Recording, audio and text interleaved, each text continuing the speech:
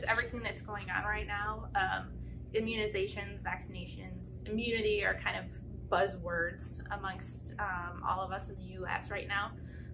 So really the idea behind vaccinations are providing immunity for the community, whether it be within your house, your family, within a work environment, within your county, your city, your state, the United States.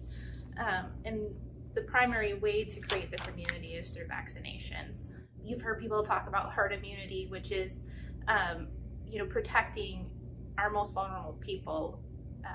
Sometimes people can't get vaccinations, and so it's our responsibility for those of us who can get vaccinations to get them. And then in turn, we've created an environment where the large majority of people have immunity, thus protecting those who are vulnerable and are unable to get vaccinations.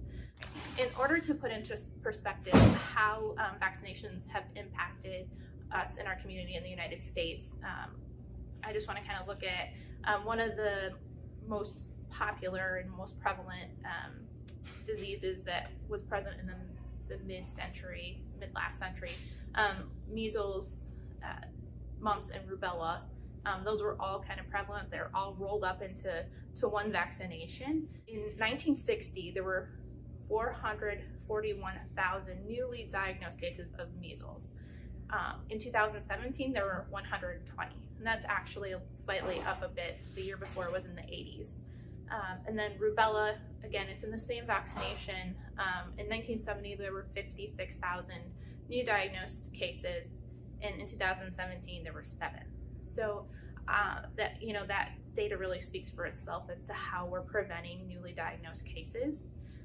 Another good example would be influenza. You hear people preach about getting your influenza vaccination every year. In 2019, the CDC is estimating last year we had 39 to 56 million new cases, but there were only 24 to 62,000 deaths.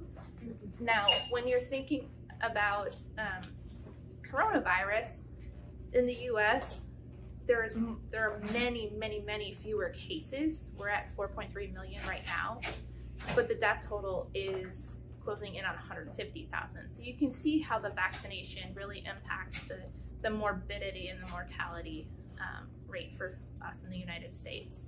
So here, in order to protect our patients, since we can't guarantee that they have immunity before coming in, we require all of our employees to show that they're immune to certain communicable diseases like measles and rubella and varicella, which is chickenpox.